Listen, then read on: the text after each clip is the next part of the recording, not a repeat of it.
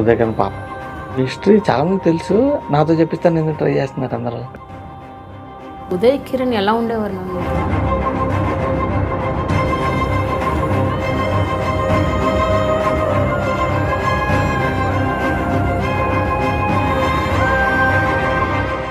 నమస్తే friends, welcome to CR ముచ్చట్లు. Friends, Telugu cinema ఇండస్ట్రీలో యంగ్ హీరోగా అడుగుపెట్టి అతి తక్కువ సమయంలోనే ప్రామిసింగ్ హీరోగా క్రేజ్ని సంపాదించుకున్న ఉదయ్ కిరణ్ గురించి ప్రత్యేకంగా పరిచయం చేయాల్సిన అవసరం లేదు. అంతేకాకుండా మెగాస్టార్ చిరంజీవి గారు తన కూతురితో ఉదయ్ కిరణ్ కి పెళ్లి చేయడానికి ముందుకు రావడంతో ఉదయ్ కిరణ్ భవిష్యత్తులో మరో మెగాస్టార్ అవుతాడని అప్పట్లో సినీ అభిమానులు అనుకున్నారు. కానీ అందరి అంచనాలు తారుమారయ్యాయి. చిరంజీవి అంతటి హీరో కాలేకపోయినా చిరంజీవిగా జీవించలేకపోయాడు. అసలు టాప్ లో ఉన్న ఉదయ్ కిరణ్ కెరియర్ అమాంతంగా కిందికి పడిపోవడానికి గల కారణాలేంటి? చిరంజీవి కూతురు సుష్మితతో ఉదయ్ కిరణ్ పెళ్లి ఎందుకు ఆగిపోయింది? ఆర్థిక ఇబ్బందుల వల్లనే ఉదయ్ తన జీవితాన్ని అంతం చేసుకున్నాడా? ఉదయ్ కిరణ్ అక్కైన శ్రీదేవి ఉదయ్ కిరణ్ విషయంలో తన భార్య నిషితాని ఎందుకు నిందిస్తుంది అనే నమ్మలేని నిజాల్ని ఈ వీడియోలో చెప్పడానికి నేను ప్రయత్నిస్తాను. మీరు మాత్రం ఈ వీడియోని పూర్తిగా చూడండి. వాజపేయాజుల ఉదయ్ కిరణ్ అలియాస్ ఉదయ్ కిరణ్. ఇతను 1980 జూన్ 26న తెలంగాణలోని హైదరాబాద్ లో ఒక బ్రాహ్మణ ఫ్యామిలీలో జన్మించాడు. తండ్రి బీవీకే మూర్తి, తల్లి నిర్మల. ఇతనికి శ్రీదేవి అనే అక్క కూడా ఉన్నారు. ఉదయ్ కిరణ్ తన స్కూలింగ్ ని సికింద్రాబాద్ లోని కేంద్రీయ విద్యాలయంలో చదివాడు. చదువుల్లో చురుగ్గా ఉన్న ఉదయ్ కి చిన్నప్పటి నుండే యాక్టింగ్ వైపు ఇంట్రెస్ట్ ఉండేది. కానీ తన తల్లిదండ్రులు డిగ్రీ అయిపోయేంత వరకు సినిమాల్లోకి వెళ్ళొద్దని చెప్పడంతో అతనికి వేరే దారి లేక చదువులపై దృష్టిని సారించాడు. అలా తన బీకామ్ డిగ్రీ కోసం హైదరాబాద్ లోని వెస్లీ డిగ్రీ కాలేజీలో జాయిన్ అయ్యాడు. ఇక అలా ఒకవైపు డిగ్రీ చదువుతూనే మరోవైపు ఇంట్లో తెలియకుండా మోడలింగ్ చేస్తూ మధ్య మధ్యలో యాక్టింగ్ కోసం ట్రై చేస్తుండేవాడు. అలా యాక్టింగ్ లో ఎంత ట్రై చేసినా ఎవరు ఛాన్స్ ఇచ్చేవారు కాదు. ఇక అదే సమయంలో తన డిగ్రీ పూర్తవడంతో తల్లిదండ్రులు ఇతనికి సపోర్ట్ చేయగా తన యాక్టింగ్ స్కిల్స్ ని మెరుగుపరుచుకోవడం కోసం ముంబైలో ఉన్న యాక్టింగ్ క్లాసెస్ లో చేరాడు. ఇక అక్కడే ఉదయ్ కిరణ్ కి శీతల్ అనే అమ్మాయితో మంచి పరిచయం పెరిగి ఆ పరిచయం కాస్త సన్నిహిత్యంగా మారి వీరిద్దరూ ప్రేమలో పడ్డారు. అలా అక్కడ ట్రైనింగ్ తీసుకుంటున్నప్పుడు ఉదయ్ కిరణ్ కి మిస్టరీ గర్ల్ అనే హిందీ మూవీలో హీరోగా చేసే ఛాన్స్ వచ్చింది. ఇక ఆ మూవీ షూటింగ్ 1998లో పూర్తయిన కొన్ని ఫైనాన్షియల్ ప్రాబ్లమ్స్ వల్ల రిలీజ్ లేట్ అయిందని చెప్పొచ్చు. అయినా పట్టువదలని విక్రమార్కుళ్ళ హిందీ మూవీస్ లో ఎంత ట్రై చేసినా ఎటువంటి ప్రయోజనం లేకపోవడంతో తన మకాన్ని ముంబై నుండి హైదరాబాద్ కి మార్చేసి తెలుగు మూవీస్ లో ట్రై చేయడం మొదలెట్టాడు. ఇక ఈ క్రమంలోనే డైరెక్టర్ తేజ తన మొదటి మూవీ అయిన చిత్రం కోసం ఆడిషన్ ని నిర్వహించగా ఈ విషయం తెలుసుకున్న ఉదయ్ కిరణ్ ఆ ఆడిషన్ లో పాల్గొనడం జరిగింది. అలా ఉదయ్ కిరణ్ లుక్స్ మరియు యాక్టింగ్ తనకి బాగా నచ్చడంతో చిత్రం మూవీకి పర్ఫెక్ట్ గా ఉంటాడని డైరెక్టర్ తేజ అతన్ని సెలెక్ట్ చేయాలనుకున్నాడు. కానీ ఉదయ్ న్యూ కమర్ అయినప్పటికీ రెమ్యూనరేషన్ ని డిమాండ్ చేయడంతో ఆ మూవీ ప్రొడ్యూసర్ అయిన రామోజీరావు గారు ఉదయ్ కిరణ్ కి బదులుగా వేరే హీరోని చూడమని చెప్పిన తేజ మాత్రం ఎలాగైనా ఉదయ్ కిరణ్ ఆ మూవీకి హీరోగా కావాలని రామోజీరావు గారిని కన్విన్స్ చేసి తనకి రెమ్యూనరేషన్ గా 25,000 రూపాయల్ని ఫిక్స్ చేయడంతో ఉదయ్ కిరణ్ తో మూవీ చేసేందుకు ఒప్పుకున్నాడు. ఇక అలా చిత్రం మూవీ షూటింగ్ పూర్తయి 2000 సంవత్సరంలో రిలీజ్ అవ్వగా ఆ మూవీ సూపర్ డూపర్ హిట్ అవ్వడంతో ఉదయ్ కిరణ్ కి యూత్ లో అమాంతంగా క్రేజ్ పెరిగింది. దీంతో తేజ అనే మళ్ళీ ఉదయ్ కిరణ్ తో 2001లో నువ్వు నేను అనే మూవీని చేయగా అది కూడా హిట్ అవ్వడం, ఆ వెంటనే వచ్చిన మనసంతా నువ్వే మూవీ కూడా బ్లాక్ బస్టర్ హిట్ అవ్వడంతో 20 ఏళ్లకే హ్యాట్రిక్ హిట్స్ ఇచ్చిన యంగ్ హీరోగా ఉదయ్ కిరణ్ రికార్డ్ ని సొంతం చేసుకున్నాడు.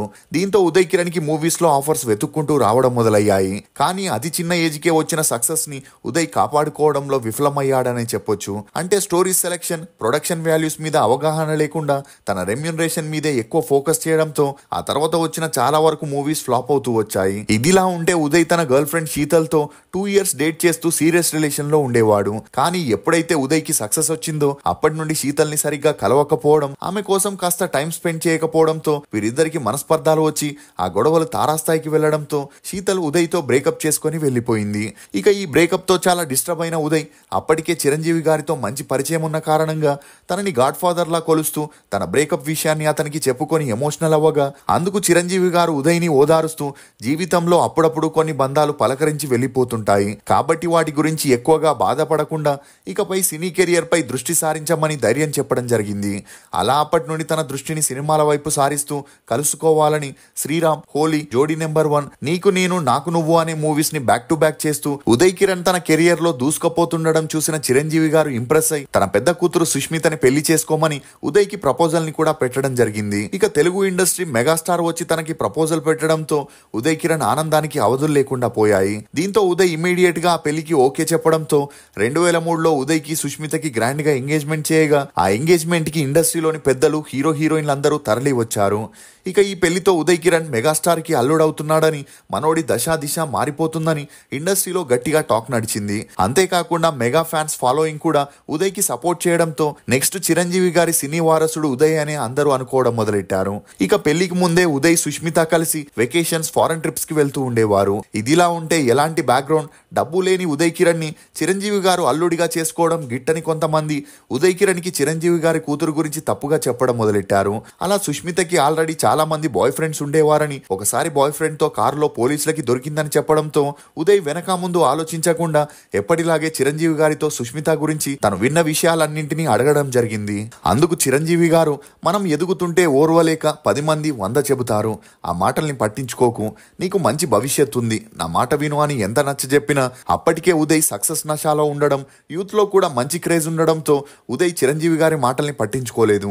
అంతేకాకుండా నేను ఒక అప్కమింగ్ స్టార్ ని, నా లైఫ్ లో ఎలాంటి అమ్మాయి కావాలో నాకు తెలుసు, నేను మీ అమ్మాయిని పెళ్లి చేసుకోనని కరాఖండిగా చెప్పేసి ఉదయ్ అక్కడి నుండి వెళ్ళిపోవడం జరిగింది. దీంతో చిరంజీవి గారికి ఆకాశం తలపై వచ్చి పడినట్లయింది. ఇక ఈ క్రమంలోనే మెగా కుటుంబ సభ్యులందరూ ఉదయ్ కి ఎంత నచ్చ చెప్పినా వినకపోవడంతో పవన్ కళ్యాణ్, నాగబాబు, అల్లు అరవింద్ ఉదయ్ తో గొడవలకి దిగారు. అయినా కూడా ఉదయ్ అవన్నీ పట్టించుకోకపోవడంతో వేరే దారి లేక చిరంజీవి గారే జరిగిన ఎంగేజ్మెంట్ ని క్యాన్సిల్ చేశారు. దీంతో ఆ వెంటనే సుష్మితకి చెన్నైకి చెందిన బిజినెస్ మ్యాన్ అయిన విష్ణు ప్రసాద్ తో హడావిడిగా పెళ్లి చేశారు. అలా ఎప్పుడైతే సుష్మిత పెళ్లి జరిగిందో ఉదయ్ జీవితం ఒక్కసారిగా తలకిందులైంది. ఇక అలా చిరంజీవి అల్లుడనగానే వచ్చిన ఆఫర్లన్నీ వెనక్కి వెళ్లిపోయాయి. పెద్ద నిర్మాతలు ఇచ్చిన అడ్వాన్సులను వెనక్కి తీసుకున్నారు. అంతేకాకుండా ఆ తర్వాత వచ్చిన మూవీస్ లవ్ టుడే, అవునన్నా కాదన్నా, ఒంబు సండై, గుండె జల్లు మంది అనే movies back to back release అయ్యి థియేటర్స్ దొరకక, ఆడియన్స్ రాక ఆ మూవీస్ అన్ని ఫ్లాప్ అయ్యాయి. ఇక ఒక స్టేజ్ లో చిరంజీవి గారి ఫ్యామిలీ ఉదయ్ కిరణ్ కెరియర్ ని తొక్కేశారని, అతనికి సినిమాలు రాకుండా చేశారని, థియేటర్స్ లో అతని మూవీస్ ని ఆడనివ్వట్లేదనే టాక్ వినిపించిన మరికొంతమంది ఉదయ్ కిరణ్ కి స్టోరీ సెలెక్షన్ రాదని, డబ్బు కోసం దొరికిన మూవీస్ ని చేయడం వల్లే అతను ఫ్లాప్ అయ్యాడని, ఇందులో మెగాస్టార్ ఫ్యామిలీ ఇన్వాల్వ్మెంట్ లేదని చెప్పినా ఎవరు నమ్మేవారు కాదు. ఇక చివరికి ఉదయ్ కిరణ్ కొంత డబ్బుని పెట్టుబడిగా పెట్టి జై శ్రీరామ్ అనే మూవీని చేయగా అది కూడా ఫ్లాప్ అవ్వడంతో, ఆ తర్వాత నువ్వెక్కడుంటే నేనక్కడుంటా, పెన్సింగం అనే మూవీస్ లోను పెట్టుబడి పెట్టిన ఆ మూవీస్ అన్ని డిజాస్టర్స్ అవ్వడంతో ఉదయ్ తను సంపాదించిన ఆస్తులన్నింటినీ అమ్ముకోవాల్సి వచ్చింది. ఇక అలా వరుస ఫ్లాపులతో పాటు ఇన్వెస్ట్ చేసిన డబ్బు కూడా రాకపోయేసరికి అప్పిచ్చిన వారంతా ఉదయ్ కి టార్చర్ చేయడం మొదలెట్టారు. ఇదిలా ఉంటే ఏఎం రత్నం గారు ఉదయ్ కిరణ్ తో తెలుగు, తమిళ్లో ఒక మూవీని చేయాలని ప్లాన్ చేయగా ఆ మూవీ షూటింగ్ 80% పూర్తయిన తర్వాత షూటింగ్ ని వెంటనే ఆపేయాలని మెగా కాంపౌండ్ నుండి తనకి ఒత్తిడి వచ్చిందని, ఒకవేళ వారిని కాదని సినిమా రిలీజ్ చేసినా అందుకు థియేటర్స్ దొరకకుండా చేస్తానని బెదిరించారని, దీంతో తను ఆ మూవీని ఆపేయాల్సిన పరిస్థితి వచ్చిందని ఆ మూవీ ప్రొడ్యూసర్ ఒక ఇంటర్వ్యూలో చెప్పుకొచ్చాడు. దీంతో ఆ తర్వాత ఉదయ్ కిరణ్ కి ఆఫర్స్ లేక ఇంట్లోనే ఉండాల్సిన పరిస్థితి వచ్చింది. ఇక ఈ క్రమంలోనే ఉదయ్ కిరణ్ మానసికంగా కృంగిపోయి అప్పుల బాధలు కూడా ఎక్కువై రూమ్ లో ఒంటరిగా ఉంటూ వచ్చాడు. దీంతో కుటుంబ సభ్యులు ఉదయ్ కి పెళ్లి చేస్తేనైనా నార్మల్ అవుతాడని విషిత అనే అమ్మాయిని చూడగా ఇమీడియట్ గా పెళ్లి చేసుకోకుండా వీరిద్దరూ 1.5 year డేట్ చేసి మంచి అండర్స్టాండింగ్ రావడంతో 2012లో పెద్దల సమక్షంలో సింపుల్ గా పెళ్లి చేసుకుని ఒకటయ్యారు. ఇక ఆ పెళ్లి తర్వాత విషిత సాఫ్ట్వేర్ జాబ్ చేస్తూ ఫ్యామిలీని పోషిస్తే ఉదయ్ ఇంట్లో ఖాళీగా ఉండలేక ఎలాగైనా మళ్ళీ తను సినిమాల్లోకి కంబ్యాక్ ఇవ్వాలని వారుంటున్న ఫ్లాట్ ని కూడా తాకట్టు పెట్టి కొంత అప్పు చేసి తమిళ్లో ఒరు ముత్తం ఒరు యుద్ధం అనే మూవీని చేశాడు. ఇక ఆ మూవీ రిలీజ్ అయి డిజాస్టర్ అవ్వడం, అప్పిచ్చిన వారు ఇంటికి వచ్చి టార్చర్ చేయడంతో ఉదయ్ కిరణ్ భార్యకి అది నచ్చక భర్తతో తరచూ గొడవలు చేయడం మొదలెట్టింది. అలా ఒక స్టేజ్ లో తన కెరియర్ ఎప్పటికీ కంబ్యాక్ ఇవ్వదని, జీవితాంతం భార్య మీదే డిపెండ్ అవ్వలేక పుల్ని ఎలా తీర్చాలో తెలియక ఉదయ్ కిరణ్ మానసికంగా కృంగిపోయి ఒక నిర్ణయానికి వచ్చాడు. అలా 2014 జనవరి 5న ఇంట్లో బలవన్మరణానికి పాల్పడి తన 33వ ఏటకి ఈ లోకాన్ని వదిలి వెళ్ళిపోయాడు.